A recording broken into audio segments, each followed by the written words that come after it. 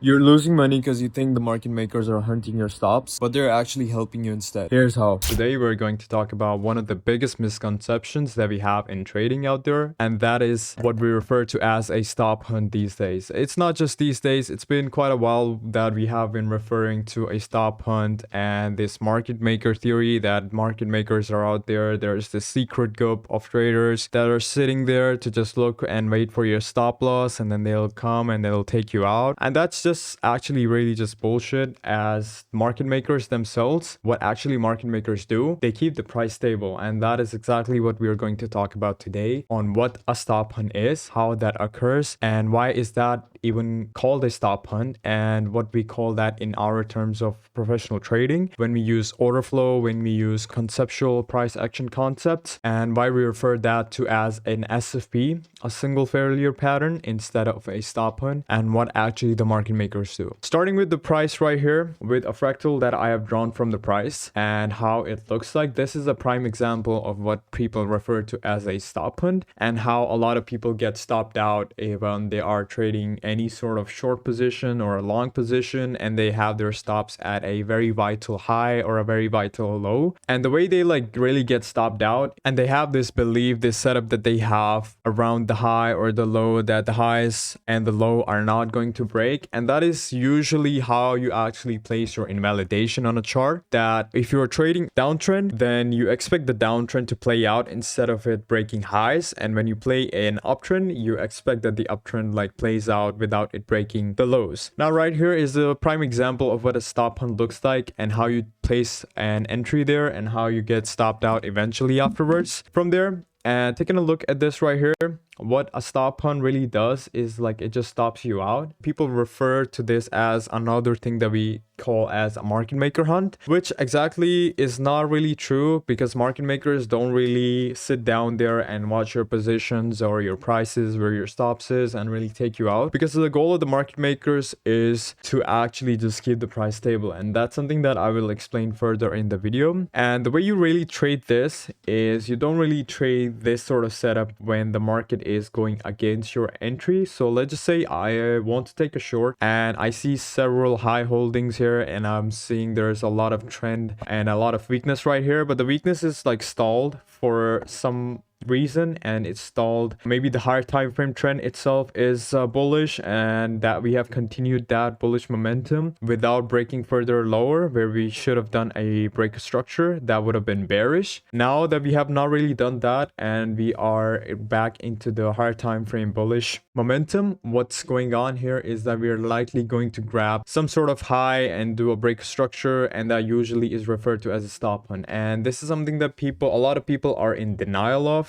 They do not really observe the microstructure, because the microstructure and the current market prices are way more important than any sort of fractal or context that you can take, because the market structure, the micro one, is actually where there's a lot of orders kicking into the market, and that is how and exactly why price is moving to a certain level. And the stop hunt right here is usually a trade when you observe that the trade itself is not going in your favor, that the trend is not in your favor. You don't usually execute that trade. You wait for any sort of liquidity grab around those highs, and then you take that trade. And this is something that the market makers don't actually do. What the market makers actually do is that the market makers actually keep the price very steady using spread and volume. That's all they do. And the way price develops in a market maker environment is that when price goes a bit lower, they have passive limit bids just below price, and that sends price higher. And they also have at the same time passive limit sells at the highs. And what that really does for price, it keeps the price very stable at a certain level, and it usually keeps the price very balanced. And knowing that we know about AMT, auction market theory,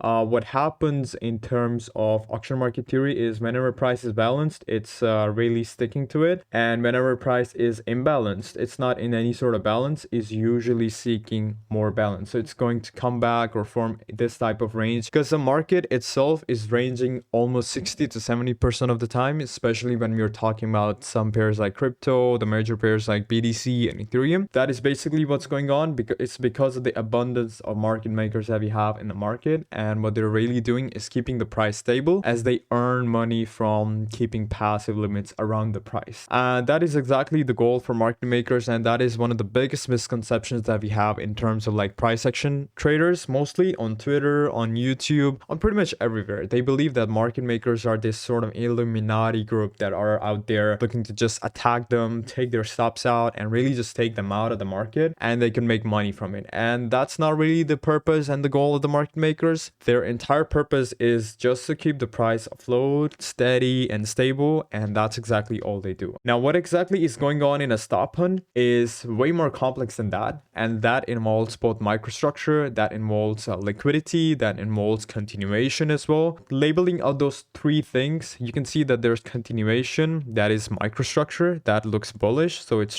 sending the price higher. Then there's liquidity, there could be like some sort of stop loss, some sort of like liquidation sitting around this level, and that got taken. The obvious reason why the price sent much higher around that level in the first place is because the microstructure and the current market price was bullish in terms of momentum, as there were more buyers than there were willing sellers, and that sent price to this specific level, took out a lot of like stops, a lot of like liquidations. Usually the price usually sends a bit higher as well. That's something that's very true for a lot of cases, and what that does is that takes a lot of liquidity out of the market. Now, that is not what the market makers are doing, that is just the participants like me and you are doing, and it's participants that see that the market structure, that is the microstructure itself, is trending higher, and there's more willing buyers and there are willing sellers. And this is something that you can recognize in the market through footprints. Now, footprints are something that I will explain further in the video, but this is how the structure itself develops, and once that structure itself has developed, only then you take the trade and you continue to taking a sell or a buy depending on where the market price has SFP'd. And what exactly is an SFP? An SFP is a singular failure pattern. What that represents is just a wick or a very minor candle to above the high, which usually traps a lot of traders. And now what exactly is going on here when we're talking about a stop hunt is it's not just momentum traders that are pushing the price up. It's a lot of like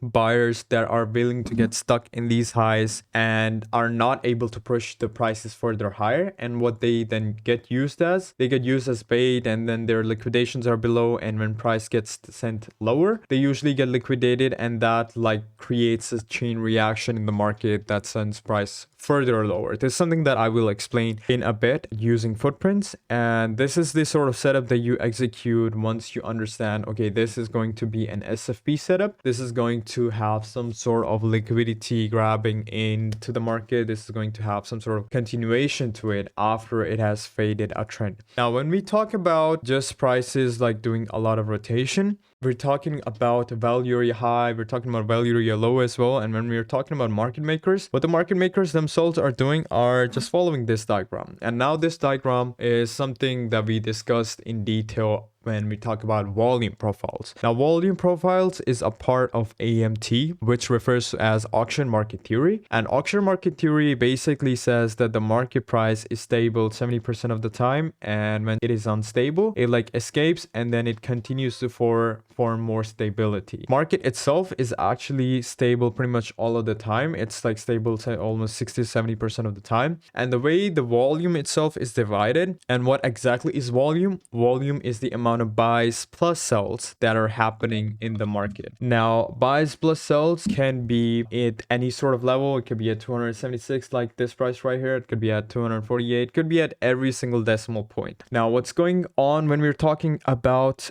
the value area high and the value area low, how the volume itself is distributed? It's basically distributed approximately 70% within the value area high and within the value area low. And that is exactly where the orders of the market makers are usually at. Above current market price is usually sells, and below the current market price is buys. And the way they do it, they keep the price stable. And this right here is a formula, a mathematical formula people have used to calculate what a value area high and value area low values are. And this is approximately 70% of the entire value that is formed around the price. And this keeps price afloat in the market, and it keeps it very stable into the market as well. Now we're going to talk about footprints, what footprints looks looks like on the market, and what exactly is order flow, how is this so much important into the market, why price action traders don't really get order flow, and why they believe these all concepts to be true, which have been proved as very big misconceptions. Now, footprints are basically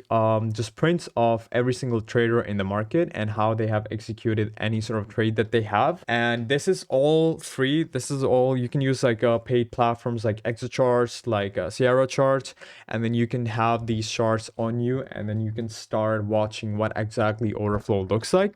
Now, this right here is an example of what footprints looks like. Now, this example right here is representing for us a candle, and this candle right here could look like this on the chart, and it could look something like this. And now what's basically going on this candle right here is that there's buys and sells on this candle, and how the buys and sells really looks like on this candle is that the buys are on the right side and the sells are on the left side. Now, the buys are on the right side and the sells are on the left side. As you can see, there's 138k worth of buys on the right and 15k worth of sells on the left. Now, this right here, if you stretch this out and you take a look at the level of price that we're at, this is a 74k, and this is the level at 74k. There has been this many amount of dollar worthy of orders that have been put into the market. Now, footprints themselves represent a lot about the chart. This is something that the naked eye cannot see, and you can only see these when you are looking at the market from a view of the footprints and order flow. Now, this is something that is naked to the price action traders, and they don't really understand it because they have not studied about it, and that is why there are so many misconceptions out there in terms of trading and how some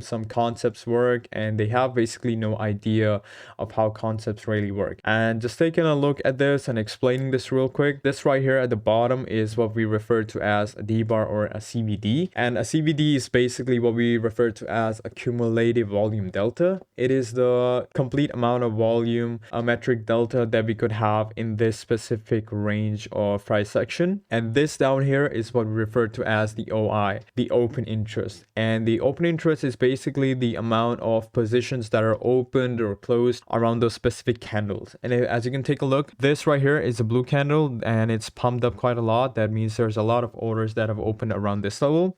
So that's a lot of buys, and it doesn't have to be buys actually. If you take a look at CVD basically dropped. So that could mean that there's a lot of positions that have opened, but it could be shorts as well. Even though there's shorts opening, like you can see, there's a lot of shorts that open around here, price sent up. And that usually is a very complex idea in itself to understand, but I explained that further in my Discord and my community, which you can join through the link in the description. And to talk about it furthermore, this right here is what a usual order flow chart looks like. This right here up here is the footprint. This here is the CVD and the open interest. Now, if you combine all three of these, you can understand where exactly how many positions have opened, and if it's shorts that have opened, or if it's positions that have closed, if it's longs that have closed. And as you can see right here at the top right here, this looks like an SFE, a very nice example. And if I really zoom into it, I can see that there's some sort of positions that have opened right around here. And if I zoom into it, there's a lot more longs that have opened into it than there is shorts, as you can see on the right side. And now what that really represents, it represents that there's a lot of buys that have opened right around this high, but they were not able to push the prices further higher because there were not as many willing buyers into the market right around this level. And what happened is like that pushed the price a little higher, but then there was nobody to buy there. There were more sellers. It like basically pushed the price further lower. Now, everybody that has bought around this level is sort of underwater on their positions, and that is very bad for them. Usually what they do, they pretty much exit out of the trade. And whenever you want to get rid of a position, especially when we're talking about a car or like a buy order, like just say you have a car and you buy a car and you want to get rid of that car, you have to sell that car, right? So basically you're selling that position back to the market, and what that does, it sends the market further down lower.